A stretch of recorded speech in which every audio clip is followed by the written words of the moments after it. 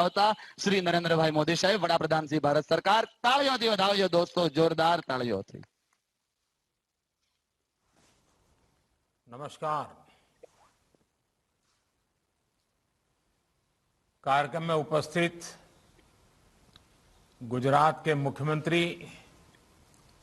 श्रीमान भूपेंद्र भाई पटेल जी, केंद्र सरकार में मेरे सहयोगी श्री मनसुख भाई मांडविया, श्री पुरुषोत्तम भाई रूपाला, दर्शनाबेन, लोकसभा के मेरे सांसद के साथी और गुजरात भारतीय जनता पार्टी के अध्यक्ष श्रीमान CR पाटिल जी, सौराष्ट्र पटेल सेवा समाज के अध्यक्ष श्री कांजी भाई, सेवा समाज के सभी सम्मानित सदस्यगण और विशाल संख्या में उपस्थित मेरे प्यारे भाइयों और बहनों, सौराष्ट्र पटेल सेवा समाज द्वारा आज विजयादशमी के अवसर पर एक पुण्य कार्य का शुभारंभ हो रहा है। मैं आप सभी को और पूरे देश को विजयादशमी की हार्दिक बधाई देता हूं। साथियों, रामचरितमानस में प्रभु श्री राम के भक्तों के बारे में, उनके अनुयायियों के बारे में बहुत ही सटीक बात कही गई है। रामचरितमानस में कहा गया है, प्रबल अविद्या तम मिट जाई, प्रबल अविद्या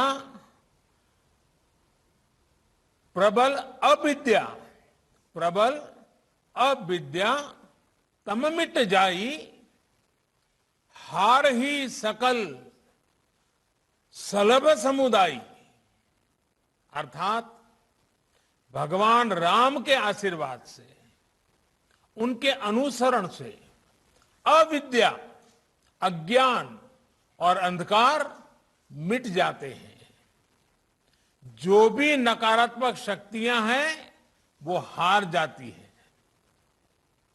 और भगवान राम के अनुसरण का अर्थ है मानवता का अनुसरण, ज्ञान का अनुसरण। इसलिए गुजरात की धरती से बापू ने राम राज्य के आदर्शों पर चलने वाले समाज की कल्पना की थी। मुझे खुशी है कि गुजरात के लोग उन मूल्यों को मजबूती से आगे बढ़ा रहे हैं, उन्हें मजबूत कर रहे हैं। सौराष्ट्र पटेल सेवा समाज द्वारा शिक्षा के क्षेत्र में आज की गई ये पहल भी इसी कड़ी का एक हिस्सा है। आज फेज 1 हॉस्टल का भूमि पूजन हुआ है। मुझे बताया गया है कि साल 2024 तक दोनों फेज का काम पूरा कर लिया जाएगा। कितने ही युवाओं को, बेटे बेटियों को आपके इन प्रयासों से एक नई दिशा मिलेगी, उन्हें अपने सपनों को साकार करने का अवसर मिलेगा। मैं इन प्रयासों के लिए सौराष्ट्र पटेल सेवा समाज को और विशेष रूप से अध्यक्ष श्री कांजी भाई को भी और उनकी सारी टीम को बहुत बहुत बधाई देता हूं। मुझे इस बात से भी बहुत संतोष है कि सेवा के इन कार्यों में समाज के हर वर्ग को साथ लेकर चलने की चेष्टा है, प्रयास है। साथियों, जब मैं अलग अलग क्षेत्रों में सेवा के ऐसे कार्यों को देखता हूं तो मुझे गर्व होता है कि गुजरात किस तरह सरदार पटेल की विरासत को आगे बढ़ा रहा है। सरदार साहब ने कहा था और सरदार साहब के वाक्य हमने अपने जीवन में बांध के रखना है सरदार साहब ने कहा था, जाति और पंथ को हमें रुकावट नहीं बनने देना है। हम सभी भारत के बेटे और बेटियां हैं। हम सभी को अपने देश से प्रेम करना चाहिए। परस्पर स्नेह और सहयोग से अपना भाग्य बनाना चाहिए। हम खुद इसके साक्षी हैं कि सरदार साहब की इन भावनाओं को गुजरात ने किस तरह हमेशा मजबूती दी है। राष्ट्र प्रथम ये सरदार साहब की संतानों का जीवन मंत्र है। आप देश दुनिया में कहीं भी चले जाइए, गुजरात के लोगों में ये जीवन मंत्र आपको हर जगह दिखेगा। भाइयों और बहनों, भारत इस समय अपनी आजादी के 75वें वर्ष में है। ये अमृतकाल हमें नए संकल्पों के साथ ही उन व्यक्तियों को याद करने की भी प्रेरणा देता है जिन्होंने जनचेतना जागृत करने में बड़ी भूमिका निभाई। आज की पीढ़ी को उनके बारे में जानना बहुत ही आवश्यक है। आज गुजरात जिस ऊंचाई पर पहुंचा है, उसके पीछे ऐसे अनेकों लोगों का तप, त्याग और तपस्या रही है। विशेषकर शिक्षा क्षेत्र में ऐसे ऐसे व्यक्तित्व हुए जिन्होंने गुजरात की शिक्षा व्यवस्था को मजबूत करने में बड़ी भूमिका निभाई। हम सब शायद जानते होंगे, उत्तर गुजरात में जिनका जन्म हुआ और आज गुजरात के हर कोने में उनको याद किया जाता है, ऐसे ही एक महापुरुष थे श्री छगन भा। उनका दृढ़ विश्वास था कि शिक्षा ही समाज के सशक्तिकरण का सबसे बड़ा माध्यम है। आप कल्पना कर सकते हैं, आज से 102 साल पहले 1919 में उन्होंने कड़ी में सर्व विद्यालय केळवणी मंडल की स्थापना की थी। ये छगन भा का ये दूरदृष्टि काम था, ये उनकी दृष्टि थी, उनका विजन था, उनका जीवन मंत्र था, कर भला होगा भला। और इसी प्रेरणा से वो आने वाली पीढ़ियों के भविष्य को संवारते रहे। जब 1929 में गांधी जी छगन भाजी के मंडल में आए थे, तो उन्होंने कहा था कि छगन भा बहुत बड़ा सेवा कार्य कर रहे हैं। उन्होंने लोगों से ज्यादा संख्या में अपने बच्चे छगन भा के ट्रस्ट में पढ़ने के लिए भेजने को कहा था। साथियों, देश की आने वाली पीढ़ियों के भविष्य के लिए अपना वर्तमान खपा देने वाले ऐसे ही एक और व्यक्ति का जिक्र मैं जरूर करना चाहूंगा। वो थे भाई काका। भाई काका ने आणंद और खेड़ा के आसपास के इलाके में शिक्षा व्यवस्था को मजबूत करने के लिए बहुत काम किया था। भाई काका स्वयं तो इंजीनियर थे, करियर अच्छा चल रहा था, लेकिन सरदार साहब के एक बार कहने पर उन्होंने नौकरी छोड़ दी और अहमदाबाद म्युनिसिपैलिटी में काम करने आ गए थे। कुछ समय बाद वो चरोतर चले गए थे, जहां उन्होंने आणंद में चरोतर एजुकेशन सोसाइटी का काम संभाला। बाद में वो चरोतर विद्या मंडल से भी जुड़ गए थे। भाई काका ने उस दौर में एक रूरल यूनिवर्सिटी का सपना भी देखा था। एक ऐसी यूनिवर्सिटी जो गांव में हो और जिसके केंद्र में ग्रामीण व्यवस्था के विषय हो। इसी प्रेरणा से उन्होंने सरदार वल्लभ भाई पटेल यूनिवर्सिटी के निर्माण में अहम भूमिका निभाई थी। ऐसे ही भिखाभाई पटेल भी थे, जिन्होंने भाई काका और सरदार पटेल के साथ काम किया था। साथियों, जो लोग गुजरात के बारे में कम जानते हैं, उन्हें मैं आज वल्लभ विद्यानगर के बारे में भी बताना चाहता हूं। आप में से काफी लोगों को पता होगा, ये स्थान करमसद, बाकरोल और आणंद के बीच में पड़ता है। इस स्थान को इसलिए विकसित किया गया था ताकि शिक्षा का प्रसार किया जा सके, गांव के विकास से जुड़े कामों में तेजी लाई जा सके। वल्लभ विद्यानगर के साथ सिविल सेवा के दिग्गज अधिकारी एच.एम. पटेल जी भी जुड़े थे। सरदार साहब जब देश के गृह मंत्री थे तो एच.एम. पटेल जी उनके काफी करीबी लोगों में गिने जाते थे। बाद में वो जनता पार्टी की सरकार में वित्त मंत्री भी बने। साथियों, ऐसे कितने ही नाम हैं जो आज मुझे याद रह रहे हैं। सौराष्ट्र की अगर बात करें, हमारे मोहनलाल लालजी भाई पटेल, जिनको हम मोला पटेल के नाम से जानते थे, मोला पटेल ने एक विशाल शैक्षिक परिसर का निर्माण करवाया था। एक और मोहन भाई बिरजी भाई पटेल जी 100 साल से भी पहले पटेल आश्रम के नाम से एक छात्रावास की स्थापना कर अमरेली में शिक्षा व्यवस्था को मजबूत करने का काम किया था।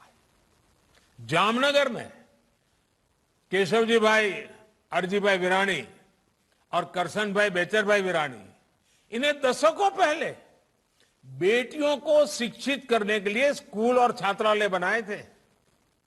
आज नगिन भाई पटेल, साकरचंद भाई पटेल, गणपत भाई पटेल, ऐसे लोगों द्वारा किए गए प्रयासों का विस्तार हमें गुजरात के अलग अलग विश्वविद्यालयों के रूप में दिखता है। आज का ये सुअवसर इन्हें याद करने का भी बेहतरीन दिन है। हम ऐसे सभी व्यक्तियों की जीवन गाथा को देखें तो पाएंगे कि किस तरह छोटे छोटे प्रयासों से उन्होंने बड़े बड़े लक्ष्यों को प्राप्त करके दिखाया। प्रयासों की यही सामूहिकता बड़े से बड़े नतीजे लाकर दिखाती है। साथियों, आप सबके आशीर्वाद से मुझ जैसे अत्यंत सामान्य व्यक्ति को, जिसका कोई पारिवारिक या राजनीतिक बैकग्राउंड नहीं था, जिसके पास जातिवादी राजनीति का कोई आधार नहीं था, ऐसे मुझ जैसे एक सामान्य व्यक्ति को आपने आशीर्वाद देकर गुजरात की सेवा का मौका 2001 में दिया था। आपके आशीर्वाद की ताकत इतनी बड़ी है कि आज 20 साल से अधिक समय हो गया, फिर भी अखंड रूप से पहले गुजरात की और आज पूरे देश की सेवा करने का सौभाग्य मिला है।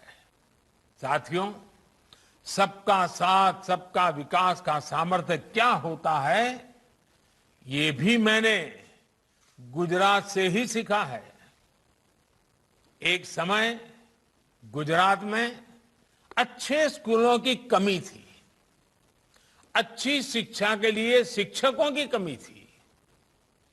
उमिया माता का आशीर्वाद लेकर, खोड़ल धाम के दर्शन करके मैंने इस समस्या के समाधान के लिए लोगों का साथ मांगा, लोगों को अपने साथ जोड़ा। आपको याद होगा, गुजरात ने इस परिस्थिति को बदलने के लिए प्रवेशोत्सव की शुरुआत की थी।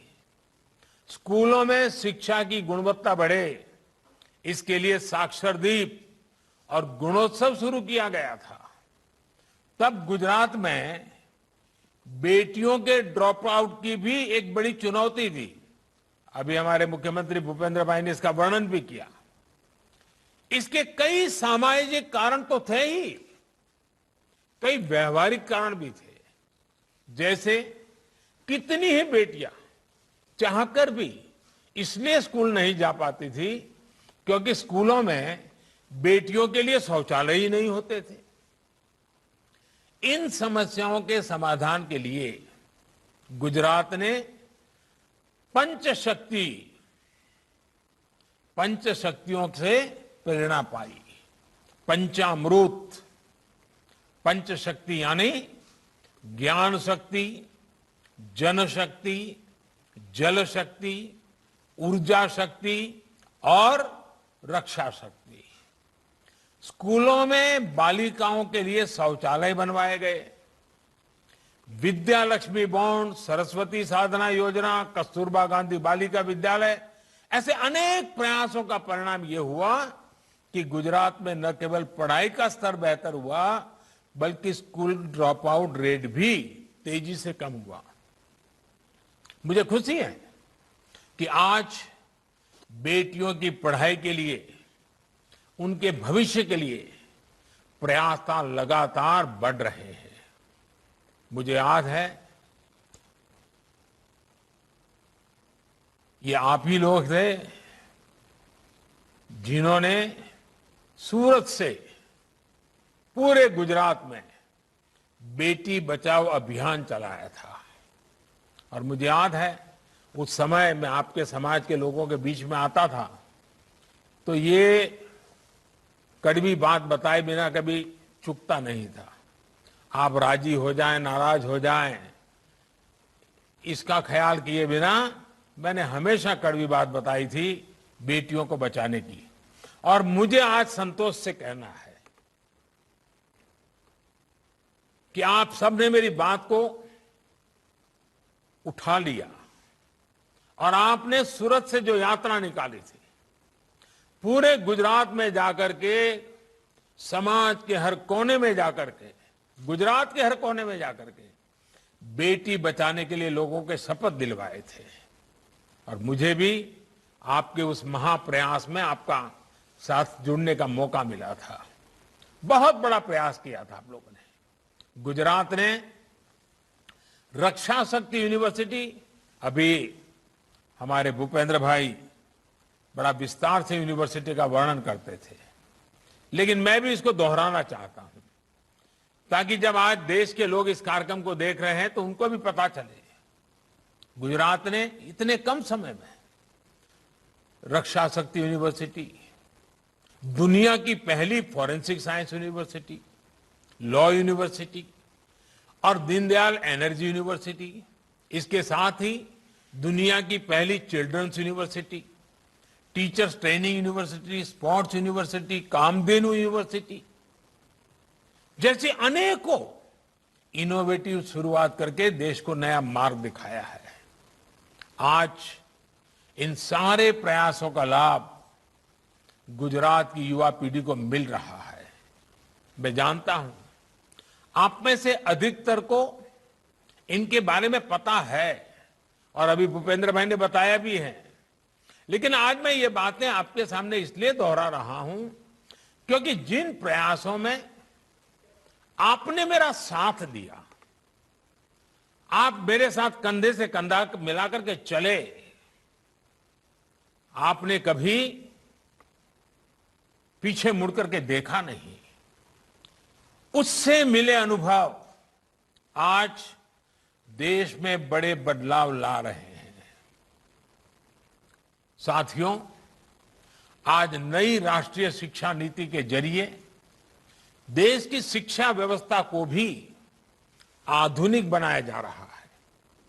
नई राष्ट्रीय शिक्षा नीति में प्रोफेशनल कोर्सेज की पढ़ाई स्थानीय भाषा में, मातृभाषा में कराए जाने का विकल्प भी दिया गया है।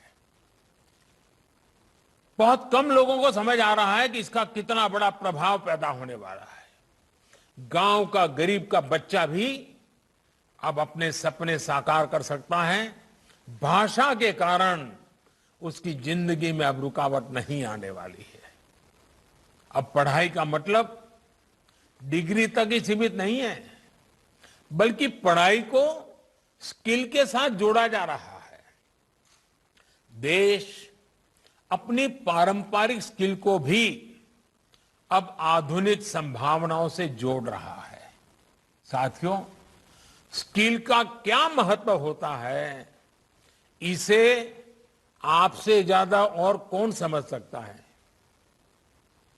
एक समय आप में से अधिकांश लोग सौराष्ट्र में अपना घर छोड़कर, खेत खलिहान छोड़कर, अपने दोस्त रिश्तेदार छोड़कर हीरा घिसने, हीरा घसू के रूप में सूरत आए थे। एक छोटे से कनों में 8-8, 10-10 लोग रहा करते थे, लेकिन ये आपकी स्किल ही थी, आपका कौशल ही था, जिसकी वजह से आज आप लोग इतनी ऊंचाई पर पहुंचे हैं। और पांडुरंग शास्त्री जी ने तो आपके लिए कहा था, रत्न कलाकार कहा था। हमारे कांजी भाई तो स्वयं में एक उदाहरण है। अपनी आयु की परवाह न करते हुए वो पढ़ते ही गए, नया नया कौशल अपने साथ जोड़ते ही चले गए।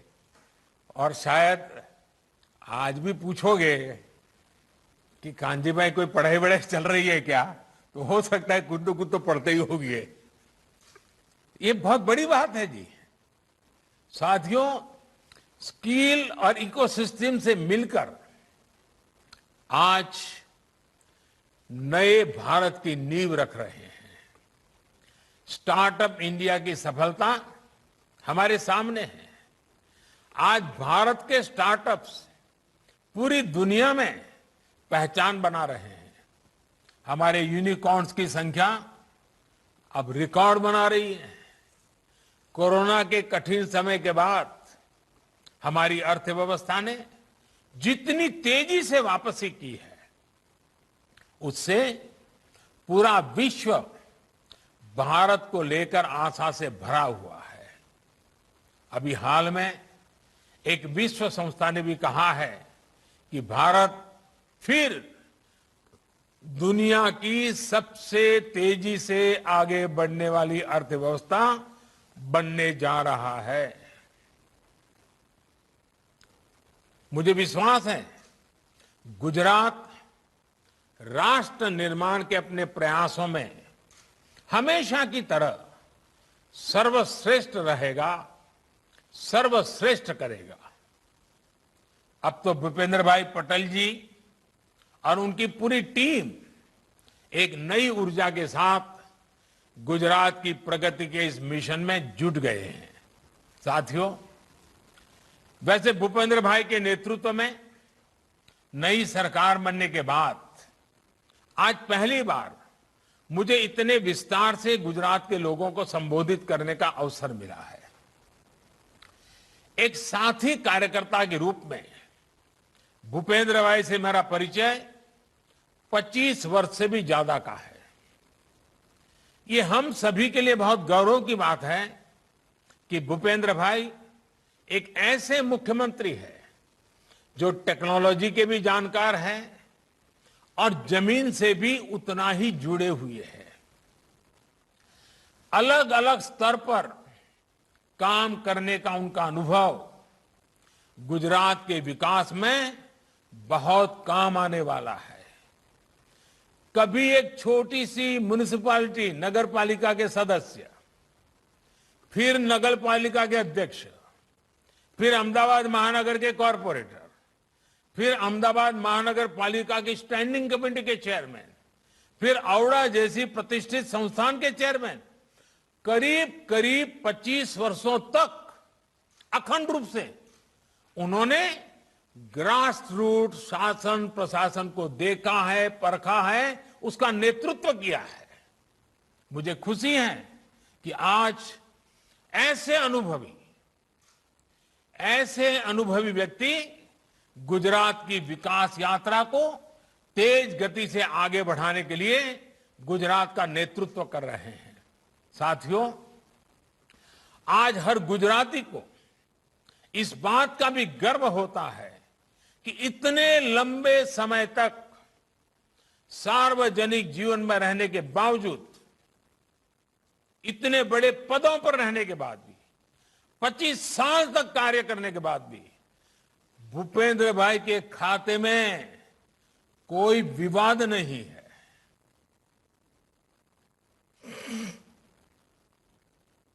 भूपेंद्र भाई बहुत ही कम बोलते हैं, लेकिन कार्य में कभी कोई कमी नहीं आने देते। एक साइलेंस वर्कर की तरह, एक मूक सेवक की तरह काम करना उनकी कार्यशैली का हिस्सा है। बहुत कम ही लोगों को यह भी पता होगा कि भूपेंद्र भाई का परिवार हमेशा से आध्यात्म के प्रति समर्पित रहा है। उनके पिताजी आध्यात्मिक क्षेत्र से जुड़े रहे हैं।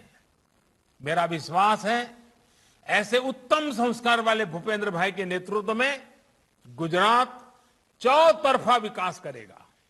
साथियों, मेरा एक आग्रह आप सभी से आजादी के अमृत महोत्सव को लेकर भी है।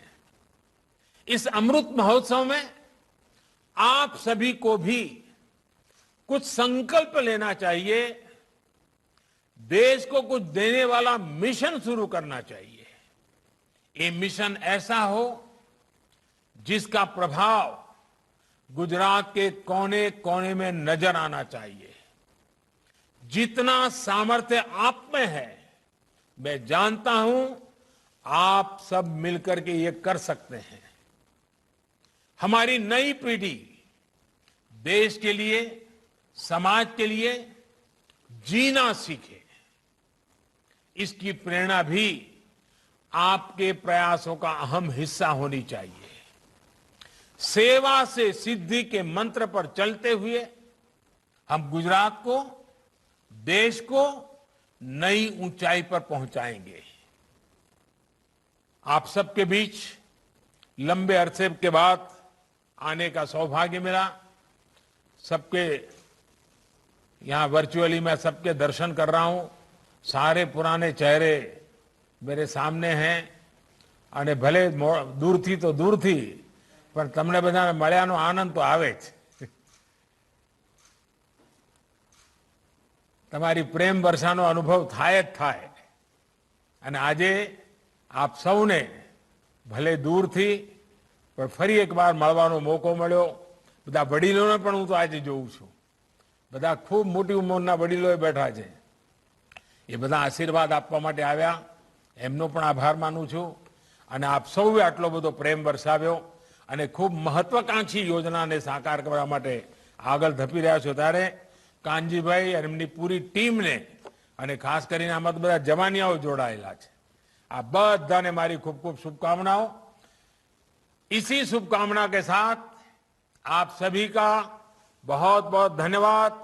आवजो।